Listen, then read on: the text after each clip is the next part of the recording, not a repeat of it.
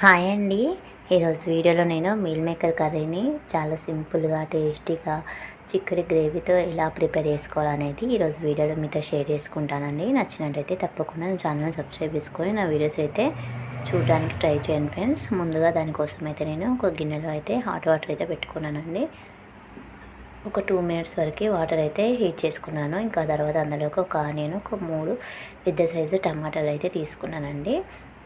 కొంచెం పెద్ద సైజులోనే తీసుకున్నాను అనమాట టమాటాలు. ఇంకా పచ్చిమిర్చి అయితే ఏమీ అవసరం లేదు. ఆ తర్వాత మసాలా అండి, ఇవి వచ్చేసి గరం మసాలా ఏముంటే అవి, కొద్దిగా జీలకర్ర, కొద్దిగా సోంపు, కొంచెం పల్లీలు, నువ్వులు, ఎండు కొబ్బరి, అల్లం వెల్లుల్లి ఇవన్నీ వేసేసి ఒకేసారి మనం మిక్సీ పట్టుకోవాలండి.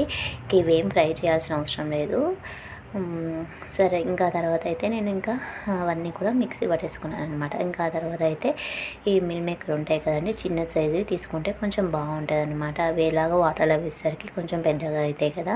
సో అందువల్ల నేనైతే ఇక్కడ చిన్న సైజు అయితే తీసుకొని హాట్ వాటర్లో వేసేసి ఒక 2 మినిట్స్ అలా అయితే వదిలేసానండి. వదిలేసి వాటర్ అంతా కూడా డ్రైన్ చేసుకోవాలి. సో కొంచెం చేతితో ఇలా గట్టిగా అనేసి కర్రీ చేసేటప్పుడు అందులో వేసుకుంటే బాగుంటుంది అనమాట. తర్వాత మామూలు వాటర్తో ఒక ఇలా జాలి గిన్నెలు అయితే వేసుకున్నాను అనమాట. తర్వాత మామూలు వాటర్ అయితే వేసుకోవాలి. ఇంకా ఇదంతా మీకు తెలిసే ఉంటుంది కదండి. సో ఈ విధంగా అయితే నేను మేకర్ కర్రీ అయితే ప్రిపేర్ చేశానండి. సో ఇంకా తర్వాత అది చల్లగా అయిపోతుంది కదా. చల్లగా అయిపోయేటప్పుడు కర్రీ కోసం అయితే నేను ఇక్కడ కొద్దిగా ఆయిల్ వేసుకొని బిర్యానీ ఆకు అయితే వేసుకున్నానండి. అందులో తర్వాత కొద్దిగా ఆవాలు, కొంచెం జీలకర్ర, ఆల్రెడీ మసాలా వేసుకున్నాం కాబట్టి ఇంకా అవసరం లేదు. తర్వాత కట్ చేసుకున్నటువంటి ఒక ఆనియన్ అయితే వేసుకున్నానండి. ఇవన్నీ వేసేసుకొని చక్కగా ఫ్రై చేసుకోవాలి. ఇంకా పచ్చిమిర్చి అయితే ఏం వేయడం లేదు. అల్లం వెల్లుల్లి పేస్ట్ కూడా వేయట్లేదు. మిక్సీ పట్టేటప్పుడు అల్లం వెల్లుల్లిపాయ వేసుకున్నాం కదండి మిక్సీ గిన్నెలో. ఇంకా తర్వాత అయితే ఉల్లిగడ్డ ఫ్రై అయ్యాక ఇంకా టమాటా కూడా వేసేసుకోవాలన్నమాట.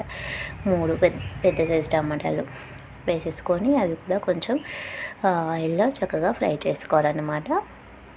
కొంచెం కలర్ చేంజ్ అయ్యే వరకు ఫ్రై చేసుకోవాలి. ఈ విధంగా టమాటా కూడా కొంచెం మెత్తగా అయిపోయింది కదండి. ఆ తర్వాత అయితే కొద్దిగా పసుపు వేసుకుంటున్నాను. కర్రీలో పసుపు వేసుకున్న తర్వాత కొద్దిగా కర్రీకి సరిపడా సాల్ట్ కూడా యాడ్ చేసుకోవాలండి. సో ఇంకా ఇక్కడైతే ఉప్పు వేసేసుకొని ఇంకా కారం కూడా వేసేసుకోవాలన్నమాట.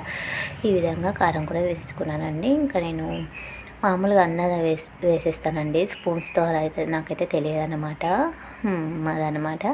సో ఇంకా ఉప్పు, కారం, పసుపు వేసేసుకొని ఉడికించుకున్న తర్వాత ఈ కూల్ వాటర్ తోటి మళ్ళీ మనం కడిగేసుకుంటాం కదండి మీల్ మేకర్, అవి కూడా వేసేసుకొని చక్కగా ఫ్రై చేసుకోవాలి. తర్వాత అయితే ఈ మిక్సీ పట్టిందంతా కొద్దిగా వాటర్ వేసుకొని లైట్గా మిక్సీ పట్టుకున్నానండి. అది కూడా అందులోనే వేసేసుకోవాలన్నమాట.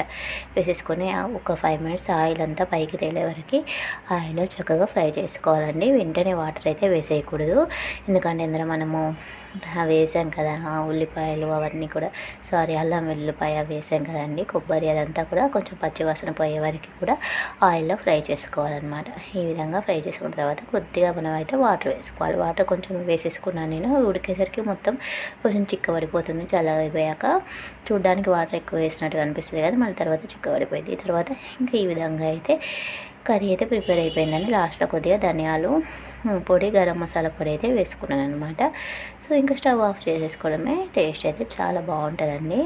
సో మనకి నాన్ వెజ్ కంటే కూడా చాలా మంచి టేస్ట్ అయితే వస్తుంది అనమాట. సో కర్రీ చూసారు ఇక్కడ చల్లగా అయిపోయిన తర్వాత ఎంత చిక్కబడిపోయిందో. ఇది మనం నాన్ వెజ్ అంటే చపాతీలో కూడా చాలా బాగుంటుంది అనమాట. సో నచ్చినట్టయితే ప్లీజ్ తప్పకుండా like, share and subscribe friends. Thank you.